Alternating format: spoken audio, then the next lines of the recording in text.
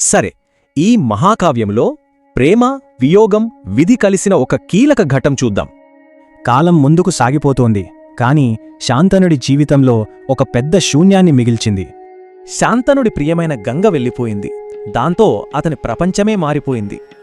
అతని ఎంత పెద్ద చక్రవర్తి అయినా మనసు మాత్రం ఒంటరితనంతో నిండిపోయింది. అతని పరిస్థితి చూడండి. రాజ్యముంది, అధికారముంది, కాని మనశ్శాంతి, సంతోషం మాత్రం లేవు.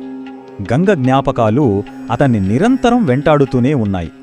గతాన్ని అస్సలు మర్చిపోలేకపోయాడు. కాని విధి అతని కోసం ఒక కొత్త మలుపును ఎప్పుడో సిద్ధం చేసిపెట్టింది. ఈ మలుపు ప్రేమతో మొదలైనా దీని ఫలితాలు మాత్రం భవిష్యత్తునే మార్చేస్తాయి.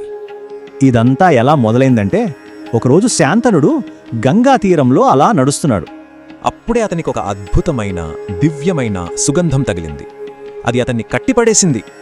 ఆ సువాసనకి ఆకర్షితుడై అది ఎటునుంచొస్తుందోనని అటుగా వెళ్ళాడు.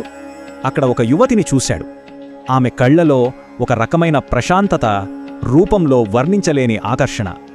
ఆమె మరెవరో కాదు, సత్యవతి, కథలో కీలక పాత్రధారి. ఈ కలయికే ఒక కొత్త ఆరంభం.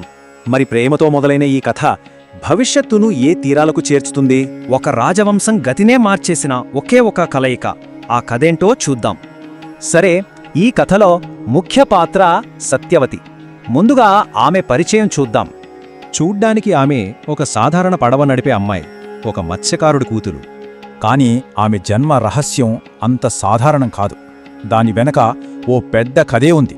ఆమె జీవితం ఒకవైపు నది అయితే, మరోవైపు ఆమెకి ఒక దైవిక వరం కూడా ఉంది. ఆ వరం వల్లే ఆమె శరీరం నుంచి ఒక దివ్యమైన సువాసన వచ్చేది. అందుకే ఆమెకు యోజనగంధి అని పేరు. అంటే ఆమె సువాసన యోజనల దూరం వ్యాపించేదన్నమాట. ఇక్కడే కథ మలుపు తిరుగుతుంది. రంగంలోకి శాంతను మహారాజు ప్రవేశించాడు. సత్యవతిని చూసిన వెంటనే శాంతనుడు ఆమె అందానికి మంత్రముగ్ధుడయ్యాడు. ఇది కేవలం ప్రేమ, లేక విధి ఆడిన నాటకమా? ఆలోచించాల్సిన విషయమే. ఏమాత్రం ఆలస్యం చేయకుండా రాజు వెంటనే ఒక నిర్ణయం తీసుకున్నాడు. సత్యవతిని పెళ్లి చేసుకోవాలని నిశ్చయించుకుని నేరుగా ఆమె తండ్రి దగ్గరికెళ్లాడు. ఆ మత్స్యకారుడు మహారాజుకి ఎంతో గౌరవంగా స్వాగతం పలికాడు. కాని ఆ మర్యాద వెనుక అతని మనస్సులో ఒక పెద్ద కోరిక ఉంది. అతను పెళ్లికి ఒప్పుకున్నాడు, కాని ఒకే ఒక్క షరతు పెట్టాడు. ఆ షరతు ఏంటంటే, నా కూతురికి పుట్టే కొడుకులే ఈ రాజ్యానికి రాజులు కావాలి. ఇది మామూలు కోరిక కాదు, రాజవంశం వారసత్వాన్నే మార్చేసే అంత పెద్ద డిమాండ్. చూసారా, ఈ ఒక్క షరతో భవిష్యత్తే మారిపోబోతోంది. ఇంతకీ ఈ ఒక్క షరతు ఒక రాజ్యం తలరాతను ఎలా మార్చబోతోంది? ఒక తండ్రి సంతోషం కోసం కొడుకు ఎంత పెద్ద త్యాగం చేశాడో తెలుసా? ఆ కథే ఇది. అసలు ఒక కొడుకు తన తండ్రి కోసం ఎంత దూరం వెళ్ళగలడు? ఈ కథ అదే అడుగుతోంది. కథ మొదలయ్యేది శంతను మహారాజుతో. ఆయనొక పెద్ద సంఘర్షంలో చిక్కుకున్నారు. ఒకవైపు ప్రేమ, మరోవైపు కర్తవ్యం. ఈ రెండింటి మధ్య శంతనుడు నలిగిపోతున్నాడు. తన ప్రేమను వదులుకోలేడు, అలాగని కొడుకు దేవవ్రతుడికి అన్యాయం చెయ్యలేడు. ఏం చెయ్యాలి? తండ్రి బాధను కొడుకు దేవవ్రతుడు గమనించాడు. విషయమేంటో తెలుసుకోవాలనుకున్నాడు. అందుకే ఆయనే స్వయంగా రంగంలోకి దిగాడు. తండ్రి గుండెల్లోని ఆ తుఫానుకి కారణం వెతికాడు. అప్పుడు తెలిసింది అసలు విషయం. సత్యవతి ఇంకా ఆమె తండ్రి పెట్టిన ఆ కఠినమైన షరతు. ఇక దేవవ్రతుడు ఒక నిర్ణయం తీసుకున్నాడు. తండ్రి సంతోషం కోసం మొదటి ప్రతిజ్ఞ చేశాడు. ఈ హస్తినాపుర సామ్రాజ్యం నాకొద్దు. తన జన్మ హక్కునే త్యాగం చేశాడు. అంత పెద్ద త్యాగం చేసినా ఆ మత్స్యకారుడికి ఇంకో సందేహం వచ్చింది.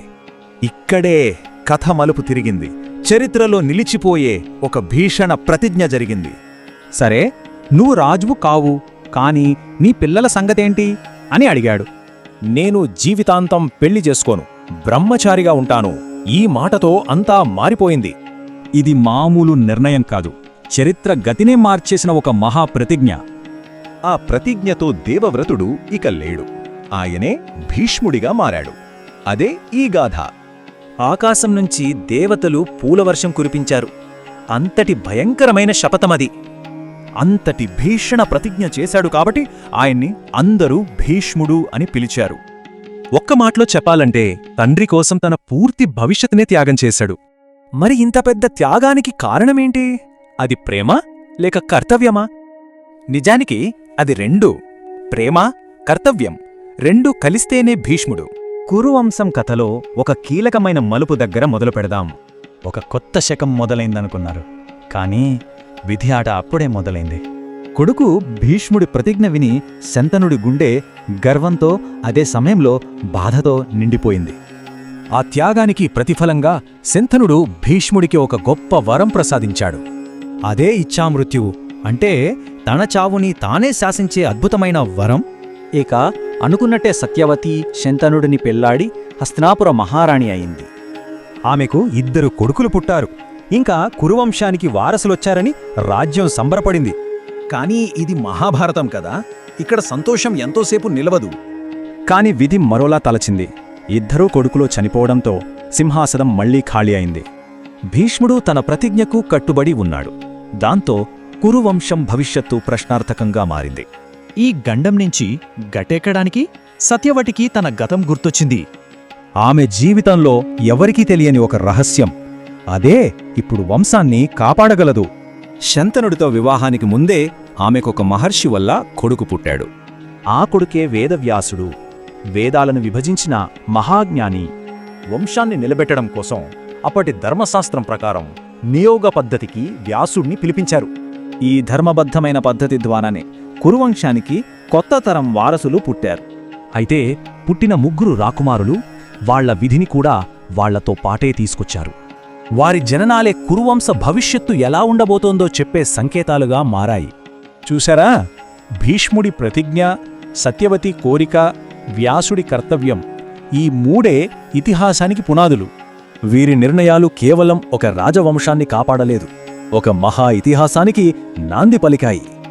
ఇప్పుడు తరువాతి తరానికి రంగం సిద్ధమైంది.